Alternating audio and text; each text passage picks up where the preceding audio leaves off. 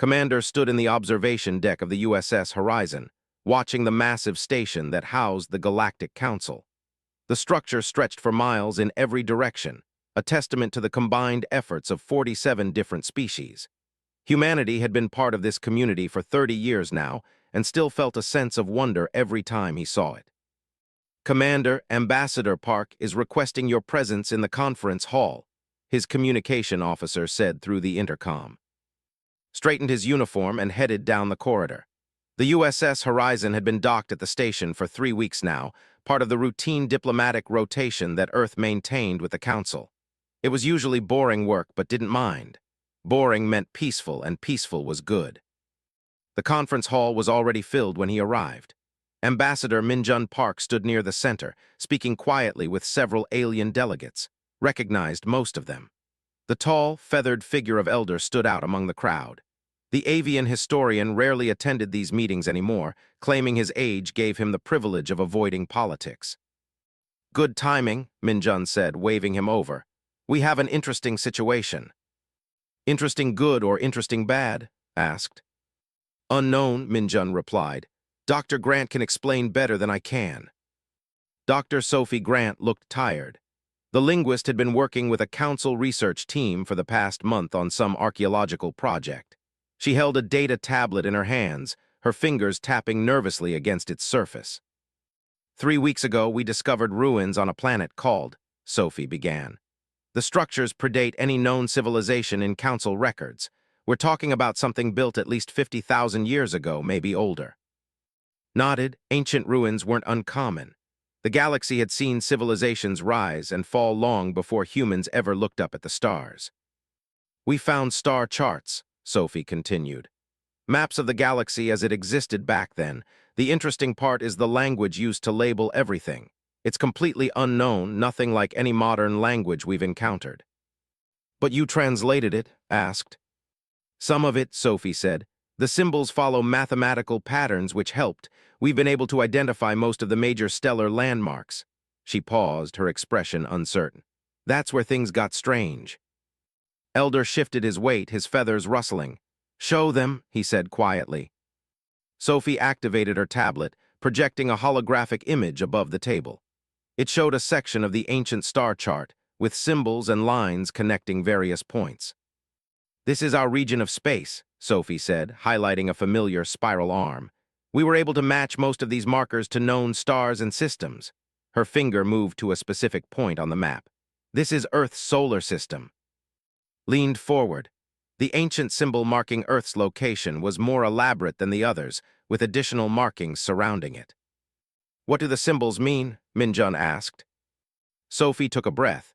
The translation is difficult because the language uses concepts rather than direct words, but our best interpretation is something like the cradle of ending or of silence.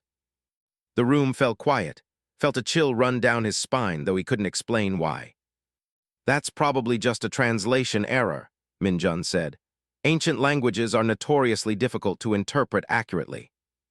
That's what I thought too, Sophie said, but the same designation appears on every chart we've found. 17 different maps, all using the exact same symbols for Earth's location, and there's more. She changed the projection, showing a detailed breakdown of the symbols. The additional markings translate to warnings.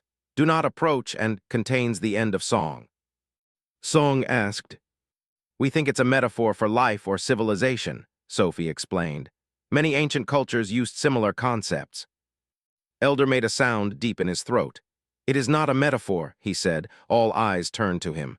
I need to speak with the human delegation, privately. Minjun exchanged a glance with, Elder, if this concerns Earth, we have a right to know what you're thinking. You do, agreed, but not here, not with so many ears listening. He looked around the conference hall. Other delegates were watching their group with obvious curiosity.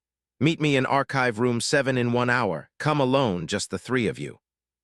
The old avian left before anyone could respond, his clawed feet clicking against the floor. That was ominous, said. Extremely, Minjun agreed. He looked at Sophie. What aren't you telling us? Sophie glanced around, then lowered her voice. After we found these charts, I started noticing something. The other researchers, the alien team members, they started acting differently around me. Nervous. Some of them stopped making eye contact.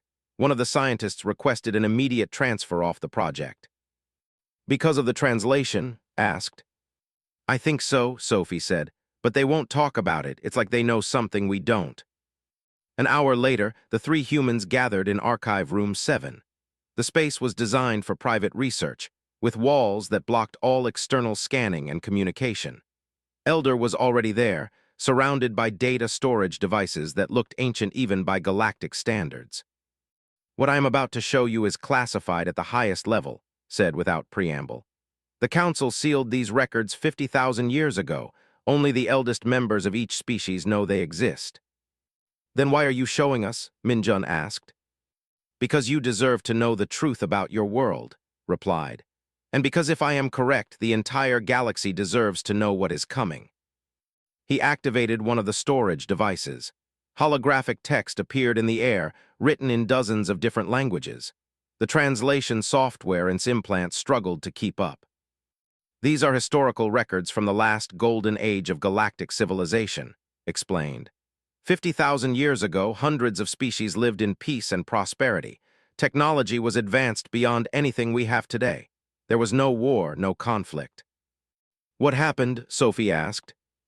They came, said simply. The hologram shifted, showing images of destruction, worlds burning, fleets scattered like leaves in a storm.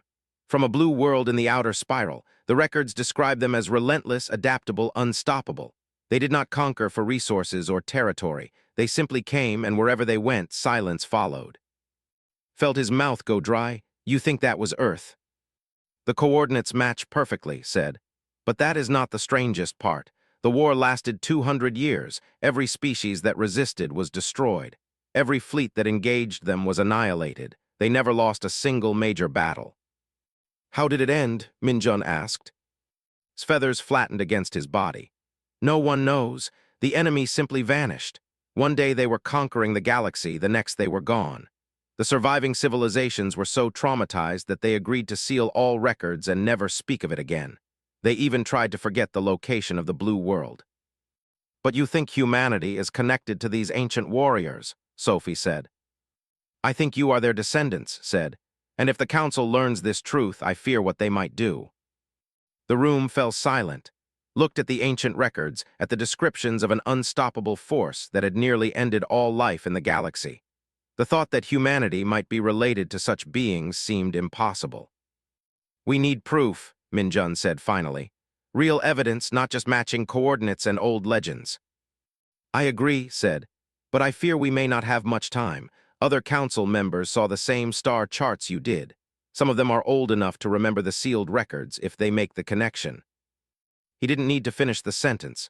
Understood perfectly. If the galaxy learned that Earth M Captain Lisa Morgan arrived at the council station 2 days later, along with Wu, Earth's best data analyst. Minjun had requested their immediate presence without explaining why over open channels. That alone told Lisa something serious was happening.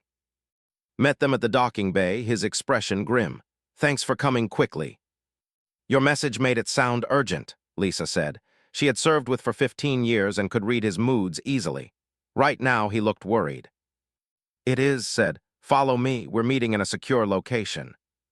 He led them through the station's winding corridors to Archive Room 7. Lisa noticed the heavy security measures as they entered. Whatever was happening, someone wanted absolute privacy. Inside, she found Ambassador Park, Dr. Grant, and Elder surrounded by holographic displays showing ancient text and star charts. Wu immediately moved closer to examine the data, his analytical mind already working.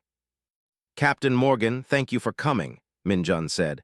We have a situation that requires your historical expertise. And my expertise? Wu asked, still studying the holograms. We need someone who can analyze genetic data and cross-reference it with archaeological evidence, Sophie explained. Your work on human migration patterns made you the obvious choice. Lisa felt a knot form in her stomach. This is about Earth, isn't it? It's about Earth's past, Minjun confirmed. A past we didn't know we had. Over the next hour, they explained everything. The ancient star charts, the translation of Earth's name, the sealed council records describing a war that had nearly destroyed all galactic civilization 50,000 years ago. Lisa listened in growing disbelief. You're saying humanity might be descended from an ancient warrior race that conquered the galaxy? She asked when they finished. We're saying the evidence points in that direction, Minjun replied carefully. But we need more proof before we draw any conclusions. Wu had been silent during the entire explanation, his eyes moving rapidly across the data streams. Now he looked up, his face pale. I need access to Council genetic databases, specifically any biological samples recovered from ancient battlefields. Why? Sophie asked. Because if humans are related to these ancient warriors, their DNA should show markers similar to ours, Wu explained. Genetic drift happens slowly. Even after 50,000 years, there should be identifiable patterns. Made a clicking sound with his beak. I can provide access, but it must be done carefully. If other council members learn what you're searching for, there will be questions. How long will the analysis take? Asked. Give me 12 hours, Wu said, maybe less. While Wu worked, Lisa began reviewing the historical records with Sophie. The ancient texts described battles in detail, and what Lisa read made her blood run cold. The tactics used by the mysterious enemy were sophisticated, brutal, and terrifyingly familiar. This engagement, Lisa said, highlighting one particular battle. The enemy used to feint to draw the defending fleet out of position, then attacked their supply lines. That's a classic human military strategy. Sophie leaned closer. Could be coincidence. Maybe, Lisa said, but look at this one, and this one. Psychological warfare, disruption of communication networks, targeting leadership structures. She pulled up a dozen more examples. These aren't just similar to human tactics, they're identical to strategies taught in every military academy on Earth. Ancient humans couldn't have known modern military doctrine, Sophie said. No, Lisa agreed, but modern humans might have rediscovered the same principles their ancestors invented. The implications hung heavy in the air. If humanity's approach to warfare matched perfectly with the ancient enemy's methods, it suggested something deeper than coincidence. It suggested inheritance. 10 hours later, Wu called them back to the archive room. He looked exhausted but alert, the way he always did when he'd found something important. I have the results, he said without preamble, and you're not going to like them. He activated a holographic display showing 2 DNA strands side by side. This is human DNA, he said, highlighting the left strand. And this is genetic material recovered from an ancient battlefield, dated to 50,000 years ago. Lisa stared at the comparison. Even to her untrained eye, the similarities were obvious. The match isn't perfect, Wu continued. 50 of evolution has created significant drift, but the core markers are identical. Whoever left this genetic material on that battlefield, they were human. Or rather, we are their descendants. The room fell silent. Minjun sat down heavily, his face unreadable, put a hand over his mouth. Sophie just stared at the data. There's more, Wu said quietly. I found something else in the human genome, markers that suggest deliberate genetic modification. What kind of modification? Lisa asked. The kind that reduces aggression, limits certain cognitive abilities, and shortens, Wu explained. Someone altered human DNA intentionally, and based on the degradation patterns, it happened approximately 50,000 years ago. They changed themselves, Sophie whispered. The ancient humans modified their own genetics. But why? Asked. Made a low sound. Perhaps they had a reason to fear what they had become. Before anyone could respond, alarms blared throughout the station. Emergency lights flashed red. Minjun's communication device buzzed with urgent messages. What's happening? Lisa demanded. Minjun's face went white as he read the incoming data. The council just called an emergency session. Someone leaked information about the ancient records. Who? Asked. Unknown, Minjun said. But 3 member species have already submitted formal requests. They want humanity quarantined immediately. The archive room's door slid open. A council security team stood outside, weapons ready but not raised. Ambassador Park, the team leader said. The council requests your immediate presence. All human delegates are to attend. This isn't a request, is it? Minjun asked. No, Ambassador, it is not. The council chamber was in chaos when they arrived. Delegates from dozens of species were shouting, arguing, demanding answers. Lisa stayed close to as they moved through the crowd. She could feel the fear in the air, thick and suffocating. At the center of the chamber, the High Council sat in their elevated positions. The lead counselor, a named in, struck a resonance gong to demand silence. "Order," in said, their voice amplified throughout the chamber. "We will have order." The shouting died down, replaced by tense murmurs. "The human delegation will approach," in commanded. Minjun walked forward, his back straight and head high. Lisa admired his courage. They were facing down an entire galactic community that suddenly viewed them as monsters. "Ambassador Park," in began. "Information has come to light regarding Earth's historical significance. The Council demands an explanation." "We learned of this information only days ago," Minjun said clearly. "We are still investigating the validity of these claims." "Investigating?" a delegate from the Empire shouted. "The evidence is clear. Your world is marked on ancient maps as a place of death and destruction." "Ancient maps are not proof of current intent," Minjun replied. "Your DNA matches samples from ancient battlefields," another delegate called out. "You are the descendants of those who nearly destroyed us all." Murmurs of agreement rippled through the chamber. Lisa saw fear on the faces of species she'd worked alongside for years. Friends who now looked at her like she was a weapon waiting to explode. "We cannot change our ancestors' actions," Minjun said, "but we can choose our own path. Humanity has lived peacefully among you for 30 years. We have shared technology, culture, and friendship. Judge us by our actions, not by events from 50,000 years ago." "Peaceful?" a delegate stood, their scales flushed dark with anger. "Your entire culture glorifies warfare. Your entertainment celebrates violence. Your history is written in blood." "So is yours," said, speaking for the first time. "So is every species in this chamber. We've all fought wars. We've all made mistakes. The difference is we're trying to be better." "Your ancestors didn't try to be better," the shot back. "They conquered everything they touched." "And then they disappeared," Sophie said quietly, but her voice carried in the tense silence. "Think about that. An unstoppable force that dominated the galaxy for 200 years suddenly vanished. Why would they do that?" "She's right," said, standing among the delegates. "The ancient records show total victory. The warriors from the Blue World had won. They could have ruled the galaxy forever. Instead, they chose to leave." "Or they were destroyed," someone suggested. "By whom?" challenged. "Every species that fought them lost. There was no one left to destroy them." "What are you suggesting, Elder?" In asked. "I am suggesting that perhaps the ancient humans made a choice," said. "Perhaps they saw what they had become and decided to change." Wu stepped forward. "We found evidence of genetic modification in human DNA. Changes made approximately 50,000 years ago. Someone altered our species deliberately." "Who?" In asked. "We believe they did it to themselves," Wu said. "The ancient humans modified their own genetics, reducing aggression and certain capabilities. Then they isolated themselves on Earth and let their civilization collapse." The chamber erupted in noise again.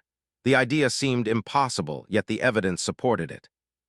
"Even if this is true," the delegate said, "it changes nothing.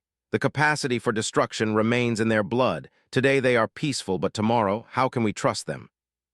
"How can we trust anyone?" Minjun asked. "Every species here has the capacity for violence. You're asking us to prove a negative, to prove we won't do something we have no intention of doing." "The Council requires time to consider this information," In said. "Until we reach a decision, all human vessels are confined to their current positions. No human will be permitted to leave Council space." "You're imprisoning us?" Lisa asked. "We are being cautious," In replied. "Surely you can understand our concern." Minjun looked ready to argue but put a hand on his shoulder. "We understand," said, "but respectfully, caution can become fear very quickly, and fear makes people do terrible things." "Are you threatening this council?" a delegate demanded. "No," said. "I'm warning you, because if you let fear control you, you'll prove that you're no different from the ancient humans you claim to fear. You'll become the very thing you're trying to prevent." The words hung in the air like a challenge. In studied the human delegates for a long moment. "This session is adjourned," In finally said. "We will reconvene tomorrow to discuss Earth's status. Until then, the restrictions remain in place." As they left the chamber, Lisa noticed the looks they received from other delegates. Fear, anger, suspicion. In just a few hours, humanity had gone from trusted allies to potential threats. "This is bad," said quietly. "It's about to get worse," Minjun replied, checking his messages. "I'm getting reports from other sectors. Human ships are being docking privileges. Some stations are refusing to trade with Earth vessels." "The fear is spreading," Sophie said. The USS Horizon became a prison within 24 hours. Council security teams stationed themselves at every docking port, ensuring no human left their ships. Other human vessels throughout Council space reported the same treatment. Some stations went further, cutting off all communication with Earth ships entirely. Watched the situation deteriorate from the observation deck. In the space beyond the station, he could see 3 Council warships taking up positions. They weren't pointing weapons at the human vessels yet, but the message was clear. "Captain Morgan is asking for you," a crew member said. "Conference room 2. Found Lisa hunched over a data terminal, surrounded by holographic displays. Professor stood beside her, the evolutionary biologist having arrived that morning on one of the last transports allowed through. Jake, a military strategist from Earth's Defense Force, occupied another terminal. "Tell me you found something good," said. "Depends on your definition of good," Lisa replied. She pulled up a series of ancient battle reports. "I've been analyzing every engagement from the ancient war. The pattern is consistent across all 200 years of conflict." "What pattern?" asked. Jake answered, his voice tight. "The ancient enemy never attacked civilian populations directly. They targeted military infrastructure, government facilities, communication networks. They waged war against power structures, not people." "That's oddly ethical for supposedly ruthless conquerors," observed. "That's what bothered me too," Lisa said. "So I dug deeper. Look at what happened to worlds that surrendered." She displayed a series of reports. Populations were left mostly intact. No mass executions, no slavery. The enemy simply dismantled their military capabilities and moved on. "They them," said, like someone defanging a dangerous animal. "But the worlds that resisted were destroyed," pointed out. "Completely," Lisa confirmed. "But even then, the destruction was targeted. They eliminated threats, not people. Whenever possible, they gave populations a chance to evacuate." Felt a chill. That sounds disturbingly familiar. "Modern human warfare doctrine," Jake said grimly. "We call it proportional response. Minimize civilian casualties, target command and control, break the enemy's ability to fight rather than their will to live." "Lots of species follow similar principles," argued. "Not like this," Jake said. He pulled up tactical analyses. "Look at these maneuvers. This is a double envelopment combined with strategic deception. This is a delayed ambush using false retreat. This is suppression of enemy communications followed by rapid deployment of specialized units." He highlighted dozens more examples. Every single one of these tactics is taught in human military academies, not similar tactics, identical ones. "Coincidence?" suggested weakly. "I thought so too at first," Jake said. "Then I found this." He displayed an ancient battle plan. "This is a strategy the enemy used to take a heavily fortified world. They spent 6 months studying the defenders, learning their patterns, understanding their psychology. Then they launched a 3-pronged attack that exploited every weakness they'd identified." So I wrote my doctoral thesis on this exact strategy," Jake said. "I called it adaptive siege warfare. I thought I'd invented it. But someone used this same approach 50,000 years ago down to the timing of each phase." Had been quiet, studying her own data. Now she spoke up. "I've been examining the genetic modifications Wu found. Whoever altered human DNA knew exactly what they were doing. They targeted specific genes associated with aggression, pattern recognition, and strategic thinking." "They made humans less dangerous," said. "They tried," corrected. "But genetics is complicated. You can suppress traits, but you can't eliminate them completely. The potential for those abilities remains in our DNA, waiting to be expressed under the right conditions." "Like what conditions?" asked. "Survival pressure," said. "When humans are threatened, when we need to adapt or die, those dormant traits activate. It's why human soldiers in combat situations show such remarkable adaptability. It's why we excel at strategy and tactics even though we've only been in space for a few centuries." We're naturally good at war because our ancestors were the best at it, Lisa said quietly. The room fell silent, looked at the evidence spread across multiple displays. Ancient battle plans that matched modern human tactics. DNA showing deliberate modification. A pattern of warfare that prioritized efficiency and psychological impact over brute force. This is going to make everything worse, said. If the Council learns this, they'll never trust us. They already don't trust us, Lisa pointed out. The question is what we do about it. A loud alarm interrupted them. His communication device buzzed urgently. He answered to find Min Jun's face on the screen. We have a serious problem, the ambassador said. Get to the main docking bay immediately. What's happening? Just get here now. Ran through the corridors, his crew following. When he reached the docking bay, he found it in chaos. Security teams were everywhere, weapons drawn. In the center of the bay, a group of alien civilians were being held back by barriers. Min Jun stood near the barriers, trying to calm the situation. When he saw, he waved him over urgently. What's going on? Demanded. Extremists, Min Jun said. They're demanding humans be expelled from the station immediately. Some of them are calling for more extreme measures. Looked at the crowd. He saw fear on their faces, but also anger. One alien held a sign with crude symbols showing Earth being destroyed. Others were chanting in their native languages, but translator provided the meaning. It was all variations of the same message. Humans were dangerous and needed to be eliminated. How many? Asked. This group is about 200, Min Jun said. But I'm getting reports of similar protests on 6 other council stations. This is spreading fast. A rock sailed over the barrier, striking the hull of the USS Horizon. Security teams moved to reinforce the barriers, but could see they were nervous. One wrong move and this could turn into a riot. We need to make a statement, said. Show them we're not a threat. How do you propose we do that? Min Jun asked. We can't exactly prove we won't do something we haven't done. Before could answer, an explosion rocked the docking bay. Alarms blared as emergency bulkheads began closing. Through the chaos, saw smoke rising from one of the smaller airlocks. Bomb, Lisa shouted, running toward the damage. Everyone get back.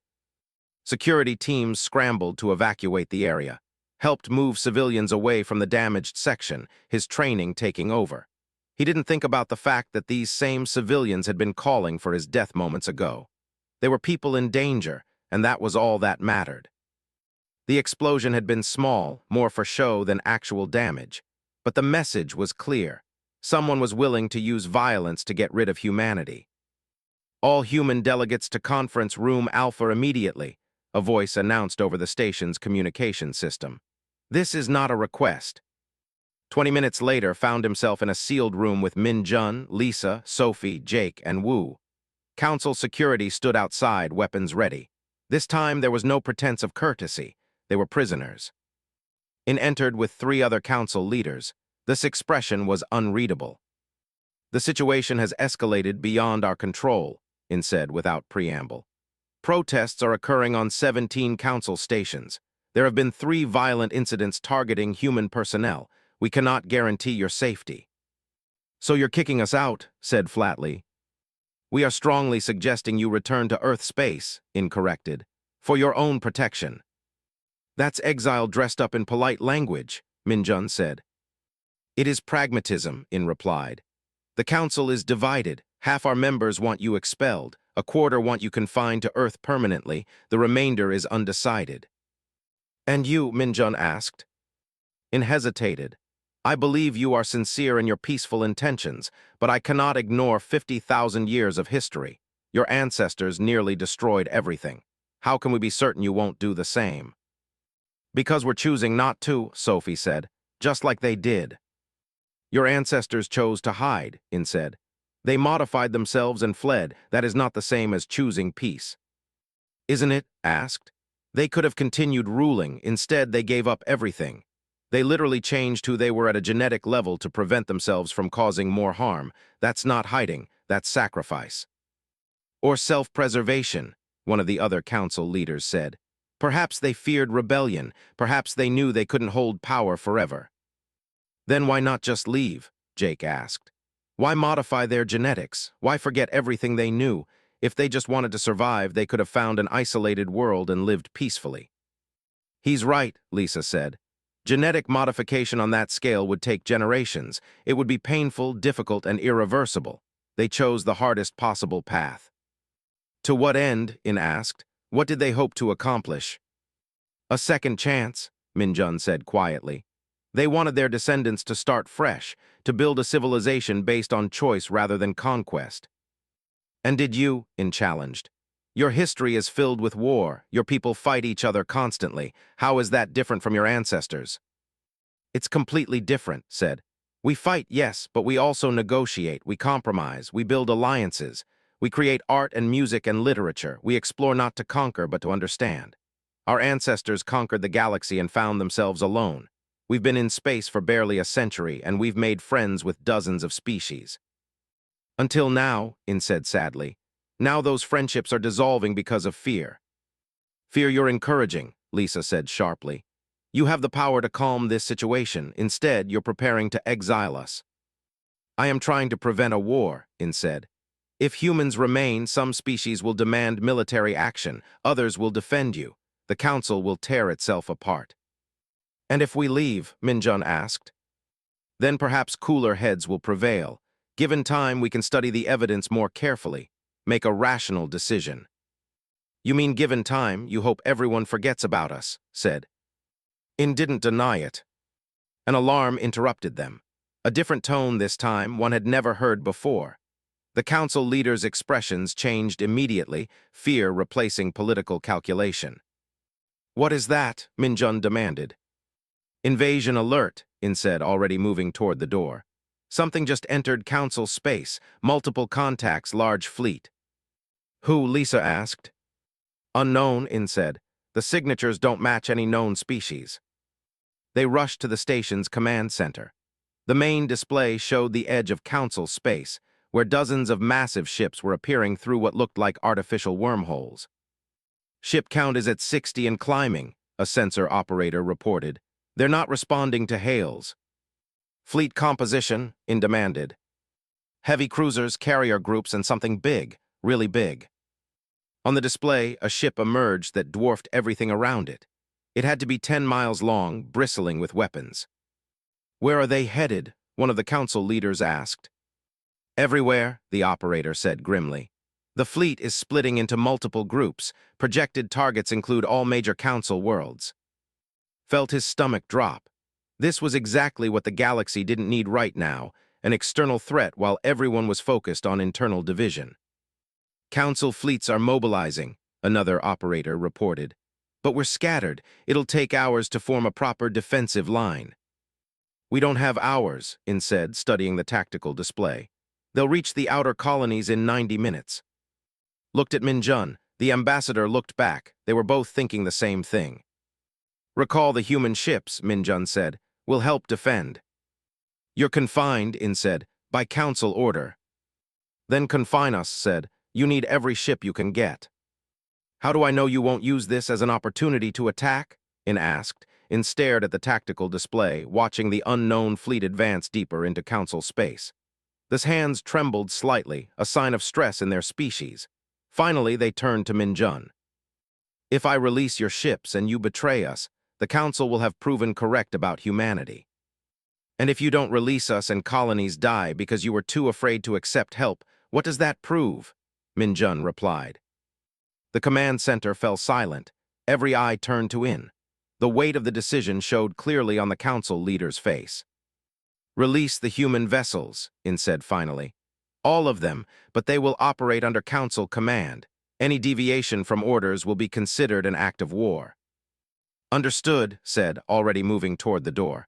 We'll need tactical data on the enemy fleet. Transmitting now, an operator said. Ran back to the USS Horizon, his mind racing. This was humanity's chance to prove themselves, but it was also a massive risk. If they failed, if even one human ship did something suspicious, it would confirm every fear the council had. The crew was already at battle stations when he arrived. They'd heard the alarms and prepared automatically. Captain on deck, someone called. Status report, ordered, sliding into the command chair. All systems ready. his first officer reported. "We're receiving tactical data from Council Command. Enemy fleet has split into 7 groups, each targeting a different sector." Studied the information flooding his screens. The unknown ships were fast, well-armed, and moving with military precision.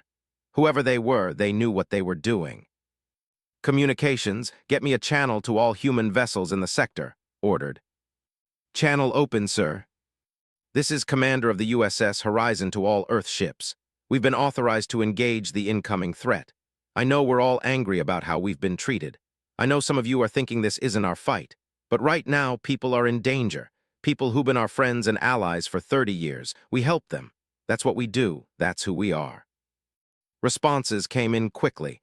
Every human ship in range confirmed they were ready to fight. Felt a surge of pride. Whatever else could be said about humanity, they didn't abandon people in need. "5 human cruisers reporting ready," his tactical officer said, "along with 14 support vessels." "Not much against that fleet," someone muttered. "Then we'll have to be smart about it," said. He opened a channel to Council Command. "This is the Horizon. We're ready to deploy. Where do you need us?" "Sector 7, came the reply.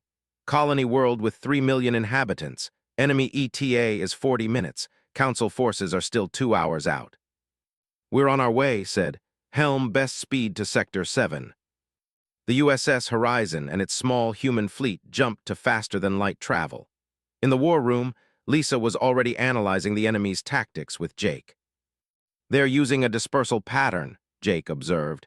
"Splitting their forces to hit multiple targets simultaneously. It spreads our defenses thin." "Classic strategy when you have numerical superiority," Lisa agreed. "But it also means their individual groups are smaller, more vulnerable." "Only if we can concentrate our forces," Jake said, "which we can't because we're spread out too." "Join them. How many ships are headed to Sector 7? 8 enemy vessels," Lisa said. "Against our 5 cruisers and 14 support ships, we're outnumbered but not overwhelmed." "What's the colony's defensive capability?" asked. "Minimal," Jake said grimly. "They have a small orbital defense platform and a handful of patrol craft. Nothing that can stand up to a military assault." "Then we evacuate," said. "Get as many people off-world as possible before the enemy arrives." 40 minutes isn't enough time," Lisa pointed out. "Even with our support ships, we might save a few 100,000 at most." "Then we buy more time," said. They emerged from faster-than-light travel to find chaos. The colony world of Vex Prime was already in panic. Ships were fleeing the orbital stations, many overloaded with evacuees. The small defense platform was powering up weapons that wouldn't stop a determined attack. "Horizon to Vex Prime Command," transmitted. "We're here to assist with evacuation and defense." "Thank the ancestors," a relieved voice replied. "We're trying to evacuate critical personnel, but our transport capacity is limited." "Send us your priority list," said. "We'll coordinate with our support vessels to maximize evacuations." While the support ships began docking procedures, positioned the 5 human cruisers between the planet and the direction of the enemy's approach. It was a defensive formation that would give them the best chance of intercepting the attack. "Enemy fleet detected," the sensor officer announced. 8 vessels, just like the tactical data indicated, ETA 22 minutes. "Keep evacuating," ordered. "Every person we save matters." In the war room, Jake was studying the enemy's approach vector. Something bothered him about their formation. "They're coming in tight," he said. "Almost parade formation. Why would they do that?" "Intimidation," Lisa suggested. "Show of force." "Maybe," Jake said. "Or maybe they don't expect resistance. They've been jumping into council space unopposed. Maybe they think this will be the same." "Then let's surprise them," said. He opened a channel to the other human cruisers. "This is, when the enemy arrives, I want radio silence.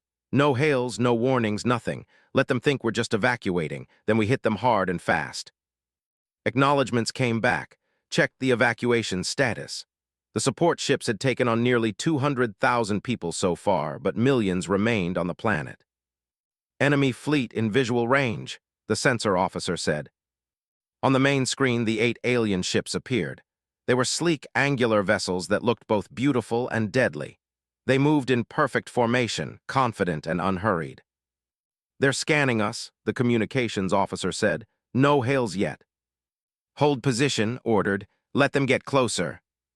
The enemy fleet approached the planet, passing within range of the human cruisers. They seemed to barely notice the Earth ships, treating them like insignificant obstacles. They're charging weapons, Tactical reported, targeting the defense platform and orbital stations. All ships engage, ordered. The 5 human cruisers opened fire simultaneously. Their weapons were less powerful than the enemy's, but the surprise was total. The lead enemy ship took multiple hits, its shields flaring and failing. The formation broke as the aliens scrambled to respond. They're returning fire, Tactical called out.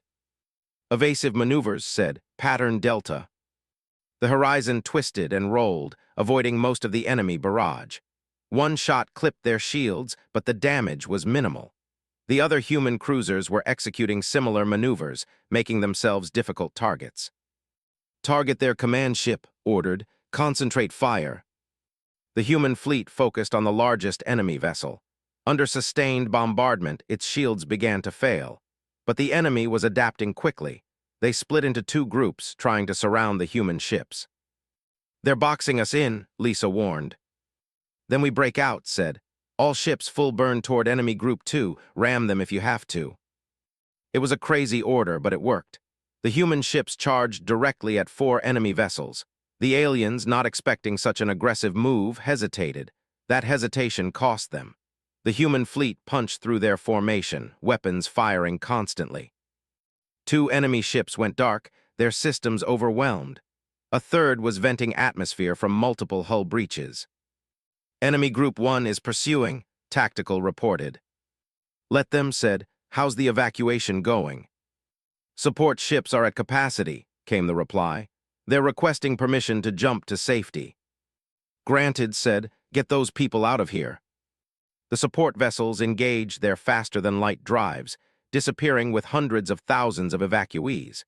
But millions still remained on the planet's surface. We need more time, Lisa said. Jake was studying the tactical display. The enemy is regrouping. They're going to hit us with everything they have. Then we give them a target they can't ignore, said. Helm, take us between the enemy and the planet. Maximum shield power. Sir, we can't withstand their combined firepower, the first officer protested. We don't need to withstand it, said. We just need to survive long enough for help to arrive. What help? Lisa asked. Council fleets are still 90 minutes out, said. But other human ships are responding. I'm getting reports from 3 more sectors. We're not alone. The USS Horizon positioned itself directly in the path of the enemy fleet. The other 4 cruisers took up flanking positions. It was a formation designed for defense, not offense. Enemy fleet is charging weapons, Tactical reported. All power to forward shields, ordered. This is going to hurt. The enemy opened fire. The horizon shook as energy blasts hammered its shields. Warning alarms blared throughout the ship. Hull integrity dropped to 70%, then 60%. Return fire, ordered through gritted teeth. Keep them focused on us. The human cruisers fired back, their shots doing minimal damage against the enemy's superior shields. But they kept firing anyway, making themselves impossible to ignore. Hull integrity at 40%, someone reported. Hold position, said. Another barrage hit them. The lights flickered. Several consoles exploded, filling the bridge with smoke. Shields failing, Tactical called out. New contacts, the sensor officer suddenly announced. Multiple faster-than-light signatures. It's the rest of the human fleet, 37 ships incoming fast. Felt hope surge through him. Other human vessels from across the sector had abandoned their positions to come help. They were all risking council punishment, but they came anyway. The new arrivals opened fire immediately. The enemy fleet, caught between the defensive cruisers and the fresh reinforcements, tried to disengage, but they were too slow. Press the attack, ordered. Don't let them regroup. The battle turned into a running fight. The enemy ships were individually superior, but the human fleet fought with coordination and determination that surprised their opponents. They used tactics the enemy had never seen, maneuvers that seemed reckless but were actually calculated risks. One by one, the enemy ships fell. Some were destroyed, others disabled. The last two tried to flee, but human pursuit ships chased them down. Enemy fleet neutralized, Tactical reported. The bridge erupted in cheers, but held up a hand for silence. Status of the other sectors. Reports came in quickly. Sector 3 had repelled their attack with minimal losses. Sector 5 had evacuated successfully before the enemy arrived. Sector 8 was still in combat but holding. "We did it," Lisa said in disbelief. "We actually stopped them." "Not yet," said. He was looking at long-range sensors. "The main enemy fleet is still out there. We stopped one group, but there are 6 more. Council forces are moving to engage," communications reported, "and they're requesting human ships join the defense." "All human vessels," transmitted, "regroup and prepare for coordinated operations with Council forces. We're not done yet." As the human fleet organized itself, received a priority message from IN. "Commander," the Council leader said, "your ships performed admirably, but I must ask, why did so many of your vessels abandon their assigned positions to assist Sector 7? "Because people needed help," said simply. "We couldn't just stand by." "You violated orders," IN said. "Yes," admitted, "and I take full responsibility, but I'd do it again. Human ships across the sector made the same choice. We chose to help over following rules." IN was quiet for a moment. "Your ancestor made different choices." "Exactly," said. "That's the point. We're not them. We choose differently." Another message came in, this one from Captain Lisa Morgan's station. "You need to see this."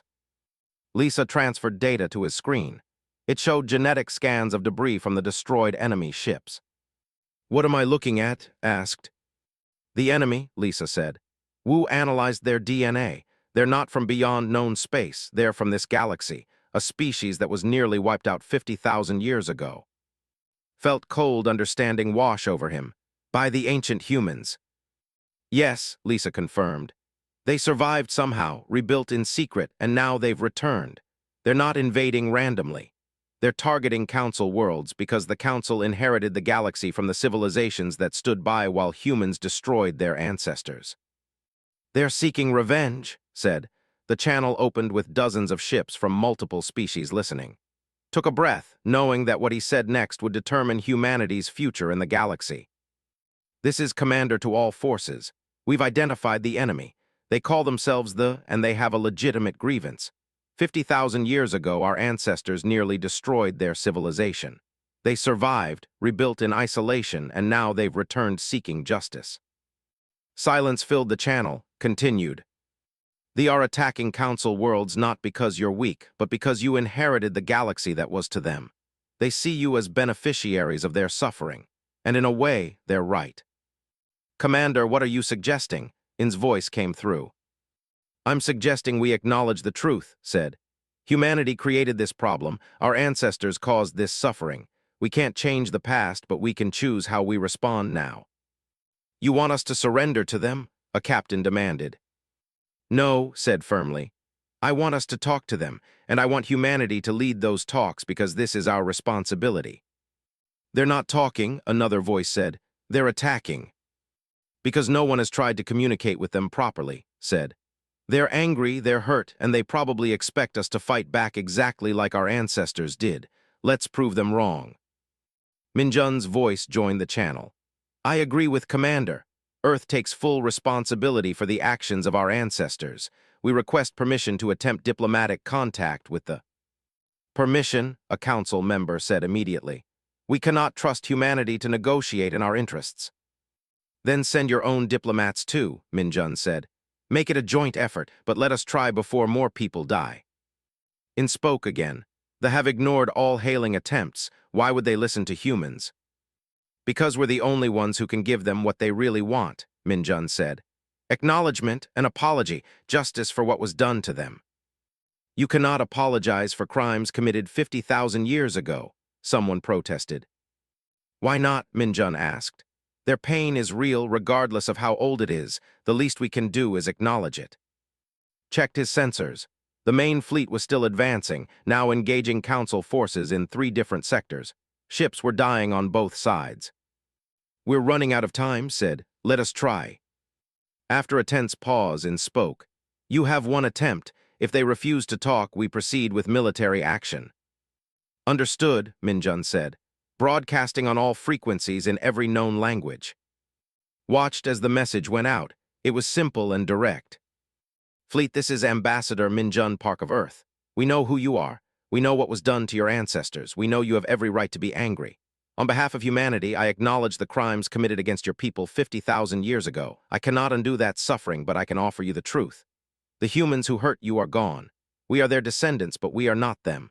We have spent 50,000 years trying to be better. Please, give us a chance to prove it. Silence, the fleet continued its advance, weapons still firing. It's not working, someone said. Give them time, Minjun replied. 50,000 years of pain doesn't heal in seconds. Studied the enemy formations. Something was changing. Their attack patterns were becoming less aggressive, more cautious. They were listening even if they weren't responding. Send another message, said, but this time show them something. Show them what? Minjun asked. Show them us, said. Show them what humanity has become. Sophie Grant joined the channel. I can compile a cultural database, music, art, literature, our history, everything that makes us who we are now. Do it, Minjun said, and include the dark parts too, our wars, our mistakes, our ongoing struggles to be better. Let them see all of it. The data package was massive, but they transmitted it anyway. Thousands of years of human culture compressed into a format that could access. Songs and paintings, wars and peace treaties, scientific discoveries and moral failures, the full, complicated truth of what humanity had become. Minutes passed, the fleet slowed its advance but didn't stop fighting. Then a response came. The voice was harsh, speaking through a translator that struggled with their language. You show us your culture. You want us to see you as people. But we are people too. Were we not people when your ancestors destroyed our worlds? Were our children not people when they died afraid and alone? Minjun's voice was steady when he replied. You were always people. You deserved better than what you received. What happened to you was wrong, completely, utterly wrong, and I am sorry. Sorry, the voice repeated bitterly. You think sorry erases 50,000 years? No, Minjun said. Nothing can erase that, but sorry is where we start. Sorry is us acknowledging your pain, your loss, your right to be angry. You are owed more than an apology, but it's all I can offer right now. You could offer your lives, they said. You could let us do to you what your ancestors did to us. We could, Minjun agreed. And maybe that would feel like justice, but would it bring back your dead? Would it heal your pain, or would it just create more of the same suffering? Silence again. Watch the tactical display. Several ships had stopped firing entirely, hanging motionless in space. A new voice joined from the side. Older, weighted with authority. I am Fleet Commander. I led my people through the darkness when your ancestors left us broken. I watched my world try to rebuild with only ruins and memories. For 50,000 years, we have prepared for this moment. The moment when we would finally have justice. You deserve justice, Minjun said, but does justice require more death? What other justice is there? Demanded. You cannot undo what was done, you cannot restore what was lost. No, Minjun said, but we can acknowledge it. We can teach our children what happened so it never happens again. We can work to build something better together. Together, his laugh was harsh. You want us to work with the descendants of those who destroyed us. I want us both to survive, Minjun said. I want us both to have futures that aren't defined by the past. Your ancestors suffered terribly, but you don't have to continue that suffering by inflicting it on others. Censor officer spoke quietly. More ships are standing down. Current count is about 40% of their fleet has ceased offensive operations. On the channel spoke again. Why should we believe anything you say? Your ancestors made promises too. They promised peace, then brought only silence. Because you can watch us, Minjun said. You've been watching the galaxy for 50,000 years. You've seen how we interact with other species. We trade, we share knowledge, we build friendships. We're not perfect. We still fight sometimes, but we're trying to be better than our ancestors. Trying is not the same as succeeding, said. No, Minjun agreed, but it's a choice. Every day we choose to try, that's the difference between us and our ancestors. They chose conquest, we choose cooperation. More ships stopped firing. The tide was turning, but it was fragile. Jake's voice came through on a private channel, too. The remaining forces are concentrating near the old border region. It looks like they're preparing for either a final assault or a withdrawal. We need to make this work, said. If they withdraw now, the fear and hatred will remain. This needs to end with understanding, not just a ceasefire. An idea came to him. He opened a channel to the other human ships. I need volunteers for a dangerous mission. We're going to approach the fleet directly. Weapons offline, shields down. We're going to show them trust. Sir, that's suicide if they open fire, his first officer protested. Then we die proving we meant what we said, replied. Who's with me? To his amazement, every human ship volunteered. Selected 5 cruisers, including the Horizon. Council forces, transmitted. We're attempting a trust exercise. Do not, under any circumstances, fire on unless they fire on civilian targets. Even if they destroy us, hold your fire. Commander, this is madness, In said. Maybe, agreed, but it's the right kind of madness. The 5 human cruisers broke formation and began moving toward the concentrated fleet. Gave the order and their weapons powered down. Their shields dropped. They were completely vulnerable. Sir, we're being targeted, Tactical reported. Multiple lock-ons. Hold course, ordered. No defensive action. The bridge was silent except for the sound of breathing and the soft beep of instruments. Every person knew they might die in the next few seconds. The fleet didn't fire. The human ships continued their approach until they were within point-blank range. Fleet, this is Commander, transmitted. We are unarmed and unshielded. We are completely at your mercy. If you want revenge, take it now. We won't fight back. He could feel his crew's tension. They trusted him, but this was asking a lot. His voice came back. This is a trick. You are trying to make us lower our guard. No trick, said. This is trust. Real trust means making yourself vulnerable. We are choosing to trust that you are better than the pain that was inflicted on you. We are choosing to believe that you want justice, not revenge. Long seconds passed, then minutes. The weapons remained locked on the human ships, but they didn't fire. Finally spoke. Why would you risk this? You owe us nothing. Your ancestors are dead. Their crimes are not yours. Their crimes are our inheritance, said. Along with their technology, their knowledge, and their mistakes. We can't choose what we inherit, but we can choose what we do with it. We choose to acknowledge the harm and try to make amends. How, asked. How do you make amends for 50,000 years of suffering? By making sure the next 50,000 years are different, said. By working together to build something better, by turning this moment into the start of healing instead of more violence. The targeting locks disappeared, the weapons powered down. You are either very brave or very foolish, said. Probably both, admitted. I am tired, said, and for the first time heard the exhaustion in the old commander's voice. 50,000 years of preparing for war, of teaching our children to hate, of living in the shadows afraid to be seen. I am so very tired of it. Then stop, Minjun said gently. You've carried this burden long enough. Let us help you carry it. You cannot understand, said. You did not live through the silence. You did not watch your world go dark. You're right, Minjun said. We can't understand, but we can listen. We can bear witness to your pain. We can make sure it's remembered and honored. Silence stretched across the void, waited, barely breathing. If we agree to talk, said slowly, what guarantees do we have? How do we know you won't just destroy us when our guard is down? You don't, Minjun said honestly. Just like we don't know you won't attack if we lower ours. Trust has to start somewhere. We're willing to start. More silence, then spoke again, addressing the council forces. You, the ones who inherited our galaxy, what do you say? Do you stand with these humans? In answered, the humans speak for themselves, but they speak wisdom. They have a legitimate grievance. The council is willing to hear it and work toward justice. Justice, repeated. Such a simple word for such a complicated thing. Yes, In agreed, but we have to start somewhere. Watched his sensors as one by one ships began powering down their weapons. It wasn't all of them. Some held position, clearly not convinced, but it was enough. We will talk, said finally. But not here, not in the shadow of war. We need neutral ground. Earth, Minjun said immediately. Come to Earth, see where we came from, see what we've built, judge us fairly. Earth said the word like a curse. The of silence. The of second chances, corrected. That's what we've made it, come see. Days later, a mixed fleet approached Earth. Human ships, council vessels, and cruisers traveled together in an uneasy peace. They gathered in orbit around the blue world that had caused so much pain so long ago. The summit took place on the moon, in a hastily constructed facility visible from Earth. Representatives from all sides sat together, and for the first time in 50,000 years, the truth was spoken aloud. They told their story, the terror of facing an unstoppable enemy, the helplessness of watching their civilization crumble, the long, bitter years of survival and rebuilding.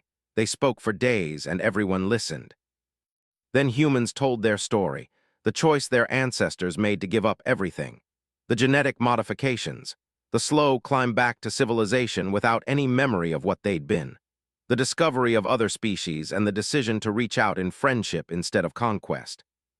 The council members spoke too, acknowledging that they had benefited from a galaxy shaped by violence they hadn't opposed. Elder stood before the assembly on the final day of the summit. "I am old enough to remember when we first discovered humans," he said. "I was terrified. I thought the ancient enemy had returned. But I have watched them for 30 years. I have seen them choose peace over power again and again. I have seen them risk their lives for species who feared them. I have seen them acknowledge their ancestors' crimes with humility and grace." He turned to, "Your pain is real. Your anger is justified, but these humans are not your enemy. They are the children of your enemy, yes, but they have chosen a different path. The question is, can you choose a different path too?" Was silent for a long time. The ancient commander looked at the blue world hanging in the sky, beautiful and terrible in equal measure. "We came seeking the end," said quietly. "We came to finally silence the world that silenced ours, but instead we found something unexpected. We found remorse. We found acknowledgement. We found people willing to die rather than repeat their ancestors' mistakes." The old commander stood. "We accept the human apology. We accept the council's offer of restitution. And we accept a place in this new galaxy if you will have us." The chamber erupted in relief and celebration, felt tears on his cheeks and didn't bother to hide them. Minjun approached, extending a hand in the human gesture of friendship. The commander looked at it for a moment, then reached out and clasped it firmly. "Thank you," Minjun said, "for choosing to trust us." "Thank you," replied, "for being worthy of trust." Months later, stood in the same observation deck where he'd watched the council station so many times before. But now, ships moved freely among the other vessels. Engineers from all species worked together on joint projects. Children of former enemies played together in the station's common areas.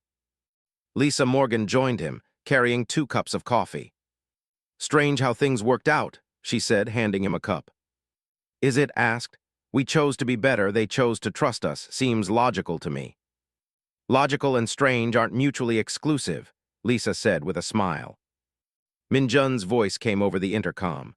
"All senior staff to Conference Room Alpha, we have a new assignment." And Lisa exchanged glances. "Already." "The galaxy doesn't stop needing help just because we solved one crisis," Lisa said. As they walked to the conference room, thought about everything that had happened. The fear and suspicion, the revelation of humanity's dark past, the choice to face that past honestly, the decision to trust and be trusted. Earth's name in the ancient language had been the cradle of ending, a warning to stay away from the birthplace of silence. But now, when species spoke of Earth, they used a new designation, not invented by humans but given freely by the and adopted by the Council. They called it the cradle of second chances, the birthplace of a people who had been monsters and chose to become protectors, a world that had brought silence and now brought hope. Smiled as he entered the conference room. Whatever new challenge awaited them, humanity would face it the same way they'd faced with honesty, with courage, with the unwavering belief that they could be better than their worst moments. The stars were no longer falling silent in fear. Instead, they sang with the possibility of what could be built when people chose understanding over revenge, cooperation over conflict, and second, chances over ancient grudges. And at the center of it all was a blue world that had learned the hardest lesson of all, that true strength lies not in the capacity to destroy, but in the wisdom to choose mercy instead. The story of humanity's past was written in blood and silence, but the story of humanity's future would be written in friendship, sacrifice, and the courage to be better than what came before. The silence had ended, The song had just begun. And they chose now because the council is divided, Lisa said. They've been watching, waiting for weakness. Our revelation created the perfect opportunity. Looked at the tactical display, at the enemy fleets still threatening council worlds. Humanity's past had created this threat. The ancient humans had made enemies that endured 50,000 years. Now their descendants had to clean up the mess. Get me a channel to all human ships, said, and patch in council command. Everyone needs to hear this. Because we're not our ancestors, Minjun said. We're better, let us prove it. Lisa looked back at the council chamber. If we don't find a way to prove ourselves, this could turn into exactly the kind of war everyone's afraid of. Then we better find a way, Minjun said, fast. Be the of ancient destroyers, humanity would face isolation at best, extermination at worst. What do we do? Asked. We search for the truth, Minjun said, before anyone else does.